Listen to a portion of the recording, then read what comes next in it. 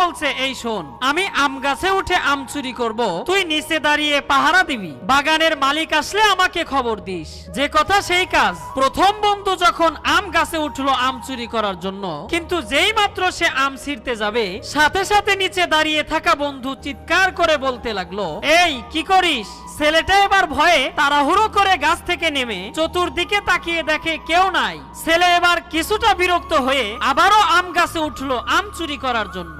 যখন ওই ছেলেটা আবার আম ছিঁড়তে গেল, সাথে সাথে নিচে দাঁড়িয়ে থাকা বন্ধু চিৎকার করে বলতে লাগলো, সাবধান সাবধান। তখন ছেলেটা আবারও তাড়াহুড়ো করে গাছ থেকে নেমে চতুর্দিকে তাকিয়ে দেখে কেউ নাই। তখন ছেলেটা বলল, বেটা বেয়াকুফ, তোকে বলেছি বাগানের মালিক আসলে আমাকে বলবি, কিন্তু চারপাশে তো কেউ নাই, তাহলে বিনা কারণে তুই এইভাবে চেঁচামেচি করছিস কেন? বন্ধু তখন শান্তভাবে বলল, ভাই, গাছের মালিক না দেখলেও আমাদের আসল